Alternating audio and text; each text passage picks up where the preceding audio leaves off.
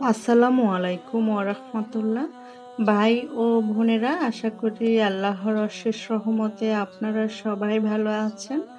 আমাদের এই সমাজে এমন কোনো মানুষ কি আছে যার মনে কোনো চাওয়া পাওয়া বা আশা আকাঙ্ক্ষা নেই? আমরা সবাই চাই মহান আল্লাহর দরবারে আমরা যাই প্রার্থনা করি তিনি যেন তা কবুল করে নেন। আমরা সবাই আল্লাহর প্রিয় বান্দা হতে চাই, কারণ আমাদের দুনিয়া ও আখিরাতের সকল প্রয়োজন কেবল আল্লাহ সুবহানাল্লাহু ওয়া তাআলাই পূরণ করতে পারেন। আজকের ভিডিওতে আমরা পবিত্র কোরআনের এমন একটি শক্তিশালী দোয়ার আমল সম্পর্কে জানব, যা সিজদারত অবস্থায় মাত্র 10 বার পাঠ করলে ইনশাল্লাহ আপনার মনের সব নেক আশা পূরণ হবে। আপনি যা চাইবেন আল্লাহ পাক আপনাকে তাই দান করবেন। পুরো আমলটির সঠিক নিয়ম জানতে ভিডিওটি শেষ পর্যন্ত মনোযোগ দিয়ে দেখুন। প্রিয় দর্শক, যে কোনো আমল আল্লাহর দরবারে কবুল হওয়ার জন্য সবচেয়ে বড় শর্ত হলো আপনার মনের মধ্যে যথেষ্ট পরিমাণ ইয়াকিন, দৃঢ় বিশ্বাস এবং ইখলাস খাঁটি থাকতে হবে। মনে কোনো রকম সন্দেহ নিয়ে আমল করলে তা ফল পাওয়া যায় না। আপনাকে পূর্ণ বিশ্বাস রাখতে হবে যে আমার আল্লাহ অবশ্যই আমার ডাক শুনবেন এবং আমার এই নেক আশা পূরণ করবেন।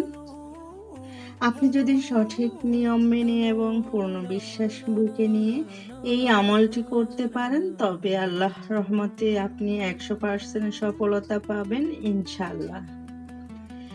এখন আসুন জেনে নেওয়া যাক আমলটি করার সঠিক নিয়ম কি। এই বিশেষ আমলটি আপনাকে করতে হবে তাহাজ্জুদ নামাজের সময়, রাতের শেষ তৃতীয়াংশে এবং দুনিয়ার সব মানুষ ঘুমিয়ে থাকে। তখন আল্লাহ তাআলা প্রথম আসমানে নেমে আসেন এবং বান্দাদের ডাকতে থাকেন, কার কি প্রয়োজন আমার কাছে চাও, আমি পূরণ করব। সিজদার আমল। তাহাজ্জুদ নামাজ পড়ার সময় সিজদারত অবস্থায় আপনাকে এই আমলটি করতে হবে। আপনি নামাজের যে কোনো সিজদায়, তা প্রথম সিজদা হোক বা দ্বিতীয় সিজদা, গিয়ে প্রথমে সিজদার স্বাভাবিক তাসবিহ সুবহানাল্লাহ রাব্বিয়াল আলা পাঠ করবেন। দোয়া পাঠ। সিজদার তাসবিহ পড়া শেষ করে সিজদারত অবস্থাতেই নিচে উল্লেখিত সর্বশ্রেষ্ঠ দোয়াটি 10 বার পাঠ করবেন। দোয়াটি হলো, রাব্বানা আতিনা ফিদ দুনিয়া হাসানা ওয়া ফিল আখিরাতি হাসানা ওয়া কিনা আযাবান্নার। অর্থ: হে আমার প্রভু, আমাকে দুনিয়াতেও কল্যাণ দান করুন, আখিরাতেও কল্যাণ দান করুন এবং আমাকে জাহান্নামের আগুন থেকে বাঁচান। সূরা বাকারা 201। পবিত্র কোরআনে বর্ণিত এই দোয়াটিকে ইসলামের সর্বশ্রেষ্ঠ দোয়া বলা হয়। আমাদের প্রিয় নবী হযরত মুহাম্মদ সাল্লাল্লাহু আলাইহি ওয়াসাল্লাম নিজেও এই দোয়াটি সবচেয়ে বেশি পাঠ করতেন। নামাজ শেষের আমল ও মোনাজাত। সিজদার মাধ্যমে 10 বার এই দোয়াটি পড়া শেষ হলে আপনি স্বাভাবিকভাবে নামাজ শেষ করবেন। নামাজ শেষ করে জায়নামাজে বসে প্রথমে কয়েকবার পড়বেন আস্তাগফিরুল্লাহ, আল্লাহর কাছে ক্ষমা প্রার্থনা।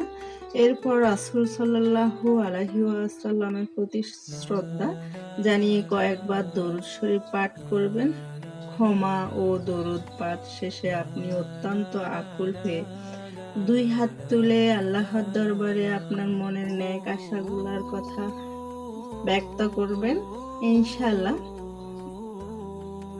আপনি আল্লাহর কাছে যা চাইবেন রাব্বুল আলামিন আপনাকে তাই দান করবেন।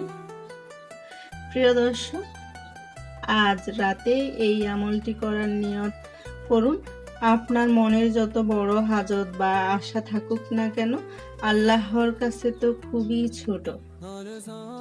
আজকের এই আমলটি নিয়ে আপনার কোনো প্রশ্ন থাকলে তা আমাদের কমেন্ট বক্সে লিখে জানাতে ভুলবেন না।